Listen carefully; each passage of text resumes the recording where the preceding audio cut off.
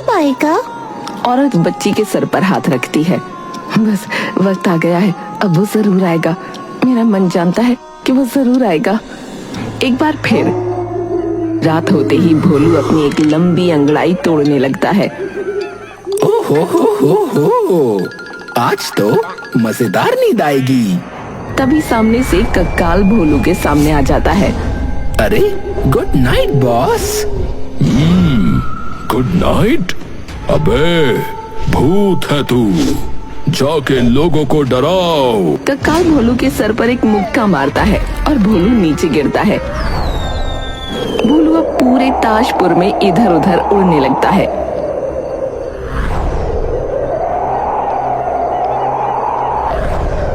किसे डराऊं, डरा डरा के किसे भगाऊं? तभी भोलू देखता है कि गांव के एक घर की खिड़की से एक गुलाबी और नीले रंग की रोशनी चमचमा रही है। अरे ये कैसी रोशनी चमचमा रही है भला? भोलू चमकती हुई खिड़की के पास जाता है और देखता है वहाँ एक बच्चा और एक बूढ़ी अम्मा है। बच्चे के हाथ में कुछ ऐसा है जिससे उसके आसपास की हर जगह तेज प्रकाश से जगमगा रही है। अरे ये इस बच्चे के हाथ में क्या है? तभी अम्मा एक कपड़ा उस जगमगाती हुई चीज पर फेंक देती है। माँ जी, रख उसे अभी के अभी। पर माँ जी, माँ ने उसने चाहे कुछ भी कहा हो, तू कहीं नहीं जाएगा, सो जा चुपचाप। भोलू अपने मुंह पर हाथ रखकर सोचने लगता है। ये क्या गड़बड़ है? इसका तो पता लगाना पड़ेगा। सुबह होते ही भोलू भल्ला के पीछे पीछे निकल पड़ता है और उसका पीछा करते करते उसी के साथ जंगल तक पहुंच जाता है। भल्ला जाकर नदी किनारे बैठ जाता है और भोलू पहले तो उसे छुप छुप के देखता रहता है। भल्ला वही चमकती चीज निकालता है और लेट कर उसे आसमान की तरफ करके देखता रहता है। आखिर ये बवाल है क्या? भल्ला उस चमकते अवशेष को बिना पलक झपकाए एक तक देखता रहता है। माँ, भोलू अपने कानों की ताकत ये सुनने में लगा देता है कि भल्ला बोल क्या रहा है। तभी उसके पीछे से एक कौवा जोर से काव काव करता हुआ उड़ते हुए आता है। ए, बचाओ, ये क्या आ गया?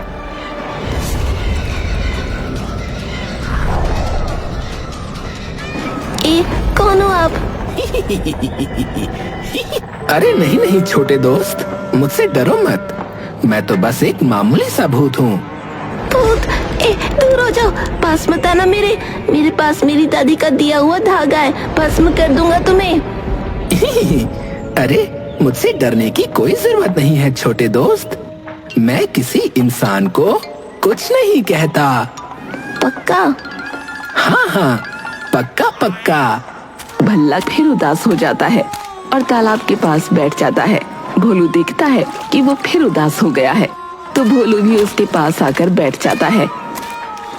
तुम्हारा नाम क्या है दोस्त? भल्ला। भल्ला धीरे से भोलू की ओर देखता है। तुम्हारा नाम क्या है? मेरा नाम भोलू। भोलू भूत? हाँ, भोलू भूत। तो तुम भूत कैसे बने? वो मुझे बिजली का झटका लगा और बन गया मैं भूत। अगर आप भूत हो तो लोगों को आपसे डरना चाहिए, पर आप तो खुद एक कौवे से डर गए। भोलू भैया, क्या हुआ? कुछ नहीं, तुमने भैया बोला ना, इसीलिए। तुम बताओ क्या कह रहे थे? भैया, क्या आपने मेरे पापा को भी देखा है? नहीं छोटे दोस्त, मैंने तो कभी नहीं देखा। तुम जिस चमकती चीज को देख रहे थे वो क्या थी? अरे तुम डरते क्यों हो छोटे दोस्त? मैं किसी को नहीं बताऊंगा। वो अनंता बीज है। अनंता बीज? पर वो क्या है?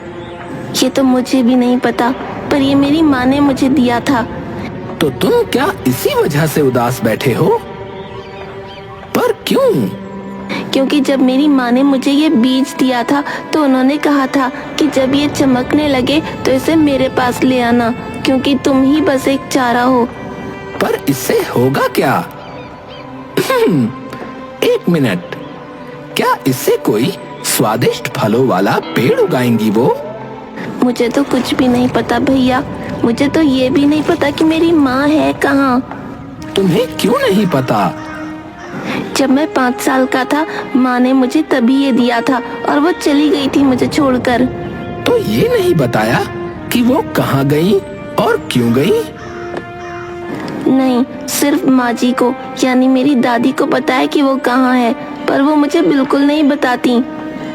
तो चलो चलते हैं तुम्हारी दादी से पूछने कि कहाँ है तुम्हारी मम्मी, और जैसे ही पता लगेगा तो हम दोनों साथ लेने आ जाएंगे तुम्हारी मम्मी को।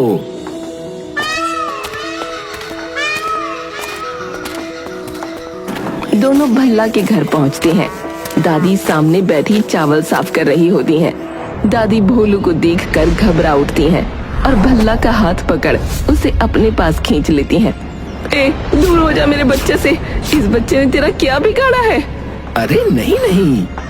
अरे माँ जी, ये अच्छा है कि मेरी मदद करने आया है। चुप कर भल्ला, तुझे कुछ नहीं पता कि तुझे अपने वश में करना चाहता है। नहीं नहीं अम्मा, तुम डरो मत। भल्ला तो मेरा दोस्त है। मैं तो बस भल्ला की माँ को ढूंढने में उसकी मदद करना चाहता हूँ। क्यों? क्योंकि मेरी भी माँ नहीं थी अम्मा, तो मैं इसका दुख समझता हूँ। और भल्ला की माँ तो अभी जीवित है, बस उन्हें ढूंढना है। कहीं ना जाएगा ये। अगर इतनी ही कदर होती तो छोड़ के ना जाती इसे। अरे अम्मा, तुम हर बात पे हल्ला मचा देती हो। अरे अपने को थोड़ा शांत करो, वरना उम्र घट जाएगी और तुम्हारी तो वैसे ही नहीं बची। ये कहीं ना जाएगा। दादी, मैं तो जाऊंगा क्योंकि माँ को मेरी जरूरत है। इसलिए अनंता बीच चमका है, मुझे मेरी माँ से मिलना है। दादी थोड़ी देर नीचे की ओर देखती है और मुस्कुराने लगती है। तेरे बाप जैसा जिद्दी है तू। दादी अंदर जाती हैं और अंदर से एक लिफाफा लाती हैं। लिफाफे पे सिर्फ एक शब्द लिखा होता है, द्वैध्य कुंज। भल्ला वो लिफाफा खोलने लगता है। भोलू उसके पीछे खड़े होकर बड़ी बड़ी आंखें खोलकर उसे घूरने लगता है। लिफाफे के अंदर रखे कागज पर सिर्फ एक पहेली लिखी होती है। भल्ला वो पढ़ने लगता है। आंगन में नहीं, तुम्हें चोटी पर बुलाऊंगी। श्वेत चादर में छुपी अलौकिक जटाओं में तुम्हें लोरी गा के सुनाऊंगी। ये क्या है? चोटी पर बुलाऊंगी मतलब? चोटी तो पहाड़ी की ही सुनी है। सही कहा माँ जी, पहाड़। दादी मुस्काने लगती है। और श्वेत चादर? ये तो मुझे भी नहीं पता। श्वेत रंग का पहाड़ों में क्या है? बर्फ। अरे हाँ, बर्फ से ढके हुए पहाड़। पर ये अलौकिक जटाएं क्या हैं? अलौकिक जटा? माँ ने बताया था मुझे कि ये आलोक शिव जी के कई नामों में से एक है, और अलौकिक जटाएं यानी शिव जी की जटाएं। पर वो कहाँ है पहाड़ों में? शिवालिक, हिमाचल। भल्ला दादी की ओर देखता है और आगे बढ़कर उनके पांव छूता है। आशीर्वाद दो दादी। चलो भोलू भैया। आयुष्मान भव। ध्यान रखना भोलू मेरे पोते का, नहीं तो तुम्हें भस्म कर दूंगी। अरे दादी, चिंता मत करो, भोलू है ना, कुछ नहीं होने देगा। चलो छोटे दोस्त।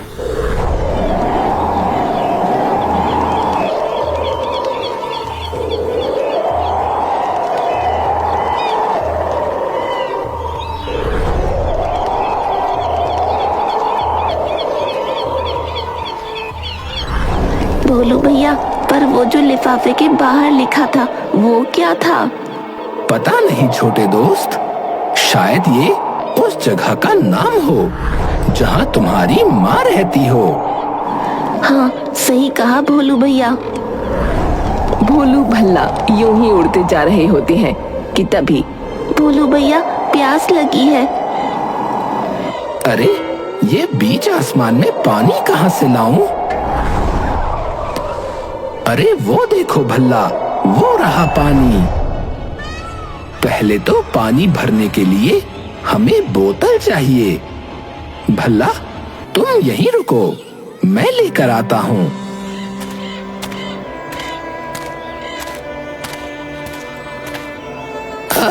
बहन जी, आपके पास पानी की बोतल मिलेगी क्या?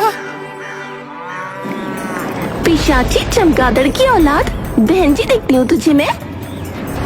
लड़की भोलू को मारने लगती है और भोलू डर के मारे वापस भाग जाता है।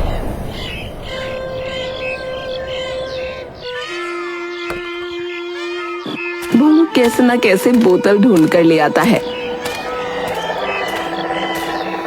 और पानी भरने के लिए चला जाता है।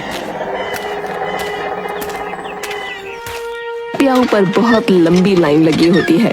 भोलू लाइन में सबसे आगे पहुंच जाता है पानी भरने, जहाँ एक औरत अपनी टोकनी में पानी भर रही होती है। भोलू बोतल में पानी भरकर भल्ला के पास लाता है। ये लो। भल्ला सारा पानी पी जाता है। भैया और प्यास लगी है। क्या? भोलू जैसे तैसे फिर से पानी लेकर आता है। भल्ला सारा पानी फिर खत्म कर देता है। भैया और। भोलू फिर पानी लाता है।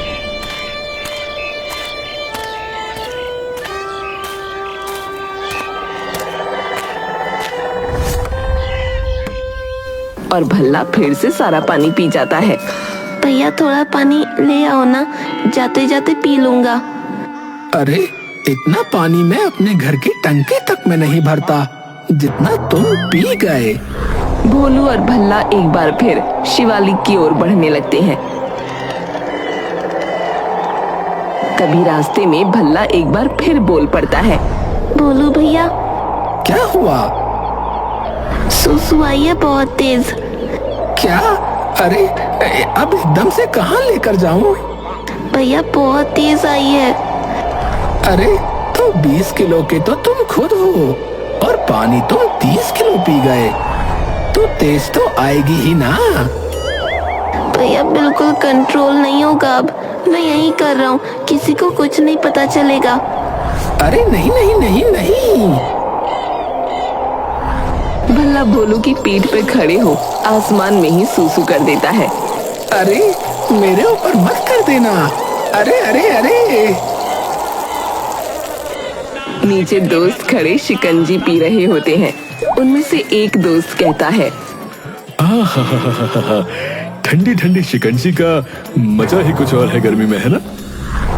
भोलू और भल्ला अब हिमाचल की पहाड़ियों में प्रवेश कर चुके थे। अब ये कैसे पता लगेगा कि दैर्ध्य कुंज कहाँ है? अरे छोटू, चलो उन पंडित जी से पूछते हैं। भोलू और भल्ला पंडित जी के पास आ जाते हैं।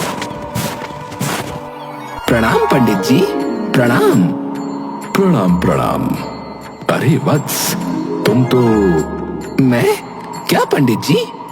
हाँ, लगता है तुम चमगादड़ प्रजाति के हो। भल्ला जोर जोर से हंसने लगता है। नहीं नहीं पंडित जी, हम बस किसी को ढूंढ रहे हैं। तो आप कृपया ये बता सकते हैं कि द्वैर्ध्य कुंज कहाँ है? अरे ये तो मेरे घर पर है। क्या? हाँ हाँ, रोज शाम को दूध के साथ पीता हूँ मैं। भल्ला धीरे से भोलू के कान में कुछ बोलता है। भोलू भैया, ये कोई फर्जी लग रहा है, हम अपने आप ढूंढ लेंगे, आप चलो यहाँ से। भोलू और भल्ला तुरंत वहाँ से उड़कर चले जाते हैं।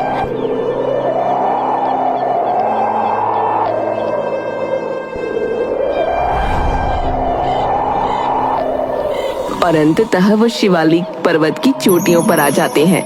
बर्फीले पहाड़, चारों तरफ बर्फ ही बर्फ। ये लो, शिवालिक भैया आ गए। अब यहाँ से कहाँ जाएं छोटू दोस्त? माँ ने कहा था कि ये तो शायद हमें सबसे ऊंचे पहाड़ पर जाना है। भोलू और भल्ला एक बार फिर उड़ान भरते हैं। भोलू भैया रुको। क्या हुआ? भल्ला जेब से अनंत बीज निकालता है, जिसकी चमक कपड़ा ढके होने के बावजूद भोलू और भल्ला की आंखों में चुभ रही होती है। भल्ला कपड़ा हटाता है और कपड़ा हटाते ही प्रकाश का हर नीला और गुलाबी कण बिखरकर बीच गगन में एक रास्ता बना देता है। ये क्या है? माँ तक पहुँचने का रास्ता। अब कस के पकड़ना भल्ला। भोलू अब पूरी तेजी से उस रास्ते पर बढ़ने लगता है। आगे जाकर रास्ता खत्म हो जाता है। उड़ते रहना भोलू भैया, मुझे आभास हो रहा है कि हम पहुंचने ही वाले हैं। भोलू उड़ता रहता है और क्षण भर में ही वो आकाश में एक अदृश्य दीवार लांघ जाते हैं और किसी अनजान जगह पर आ जाते हैं। जैसे ही दोनों उस जगह पहुंचते हैं, दोनों सीधा नीचे आ गिरते हैं। अरे लग गई रे। आई। ये क्या था भैया? तभी अचानक एक आवाज भोलू और भल्ला का ध्यान अपनी ओर खींच लेती है। कौन हो तुम दोनों? भोलू उठकर देखता है, उनके सामने एक शेर और भेड़िया इंसानों की तरह हाथ में चेकिंग के लिए स्कैनर लिए खड़े होते हैं। इधर आओ दोनों। और ये कैसे आए? भल्ला डरकर भोलू से चिपक जाता है। अरे इधर आओ, चेकिंग करनी है तुम्हारी। भोलू भैया, मुझे माँ के पास जाना है, पापा के पास नहीं। भोलू उनसे बात करने के लिए आगे बढ़ता है। देखिए, हम सिर्फ यहाँ इस बच्चे की माँ को ढूंढने आए हैं। क्या नाम है तुम्हारी माँ का? देवयानी। अचानक शेर और भेड़िया बिना आवाज के ठिठक जाते हैं और उनकी आंखें स्तब्ध रह जाती हैं। तुम्हारे पास अनंत बीज है? और तभी भल्ला जेब से अनंत बीज निकालता है। भेड़िया और शेर तभी के तभी अपने एक घुटने पर बैठकर भल्ला को नमन करते हैं। अरे ये क्या कर रहे हो? चुप रहो तुम चमगादड़ रूपी मानव। हम तुम्हें नहीं, अनंत पुत्र को नमन कर रहे हैं। आप जानते हैं मेरी माँ कहाँ है? जी अनंत पुत्र, आइए हम आपको उनके पास ले चलते हैं। आखिरकार हमारे पालनहार आ ही गए। भेड़िया और शेर उन्हें द्वैध्य कुंज ले जाते हैं। जैसे ही वो वहाँ पहुँचते हैं, वहाँ बंजर भूमि और ध्वंस देखकर शोकाकुल हो जाते हैं। यहाँ क्या हुआ था? हमारा द्वैध्य कुंज बिना अनंत बीज के धीरे धीरे खत्म हो रहा है। तो अगर ये बीज बचा सकता था तो माँ इसे अपने साथ क्यों नहीं लाई? हर 5000 साल में ये बीज सिर्फ एक बार चमकता है और जैसे ही वो खिलता है, उसे फिर से वृक्ष की जड़ों में अर्पण करना होता है, जिससे इस पूरे लोक को और उसके हर वासी को ऊर्जा मिलती है। पर लगभग 20 वर्ष पहले कुछ अंधकारमयी शक्तियां इस लोक में प्रवेश कर गईं। उन्होंने चारों ओर हाहाकार और विनाश फैला दिया। रक्षकों ने पूरे साहस से डटकर गांव की रक्षा तो की, पर बुजुर्गों ने समझ लिया कि असली खतरे को रोकने के लिए अनंत बीज को द्वैध्य कुंज से दूर ले जाना होगा। उन्होंने तुम्हारी मां को चुना, क्योंकि एक प्राचीन भविष्यवाणी में कहा गया था कि वो भूरलोक में किसी से मिलेंगी जो लोगों का रक्षक बनेगा। शुरुआत में सबको लगा कि वो व्यक्ति तुम्हारे पिता होंगे, पर विधि को कुछ और ही मंजूर था। उनके जाने के बाद आप जन्मे और फिर आपकी मां ने आपके हाथों में सौंप दी अनंत मणि की जिम्मेदारी। चलिए अनंत पुत्र, सभी आपकी प्रतीक्षा कर रहे हैं। वैसे भविष्यवाणी में एक बात और थी कि आप अपने किसी सच्चे बलवान के कंधे पर बैठकर आएंगे, पर आप तो चमगादड़ की पीठ पर आए हैं। ये बलवान ही है, मन के बलवान। जैसे ही वो लोक के अंदर प्रवेश करते हैं, उन्हें हल्का चमकता हुआ एक वृक्ष दिखता है। क्या यही है वो वृक्ष? हाँ, सनातन वृक्ष।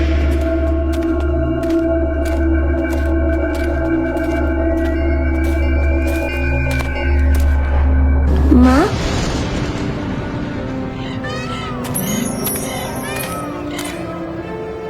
भल्ला धीरे धीरे अनंत बीज निकालकर सनातन वृक्ष की ओर बढ़ता है और अंततः बीज को उसके स्रोत के चरणों में अर्पण कर देता है। वृक्ष जगमगा उठता है और नीली व गुलाबी रोशनी का तेज सीधे आसमान से जा टकराता है। द्वैध्य कुंज के हर कण में बिखर जाता है। काले आसमान में फिर से नीलम की रंगत आ जाती है। हर पेड़ पर मेहंदी सा हरा रंग रच जाता है और हर इंसान, हर जीव में जीवन की ऊर्जा छा जाती है।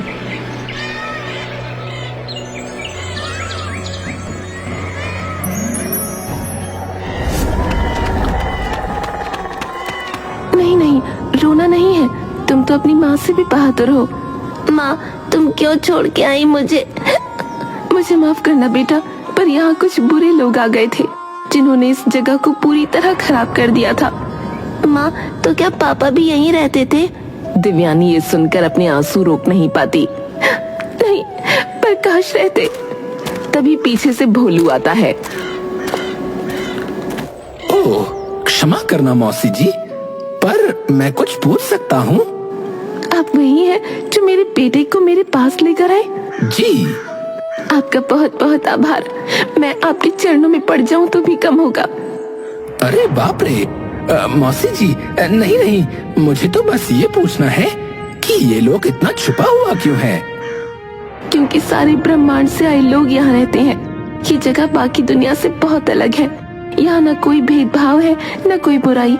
हर क्षेत्र में बाहरी दुनिया से बहुत ज्यादा लोग हैं इस लोक में, तो बुरे लोगों को इसका पता न चल जाए, इसलिए कुछ देवताओं ने, जिन्होंने इस लोक की रचना की थी, इस पर मायावी चोला ढक दिया कि कोई भी बुरी ताकत या नियत इसके पास आए तो ये चोला उसे अंदर न आने दे। तो मुझे ही क्यों दिया वो बीज माँ? क्योंकि तुम मेरा हिस्सा हो भल्ला। तुम रक्षक हो हम सबके। तुम्हारे मन में तुम्हारे पिता की कोमलता है और तुम्हारे खून में मेरा प्रण। और कुछ पूछना है? नहीं, बस अब तुम मेरे पास रहना माँ। हमेशा तुम्हारे पास रहूंगी मेरे अनंत पुत्र।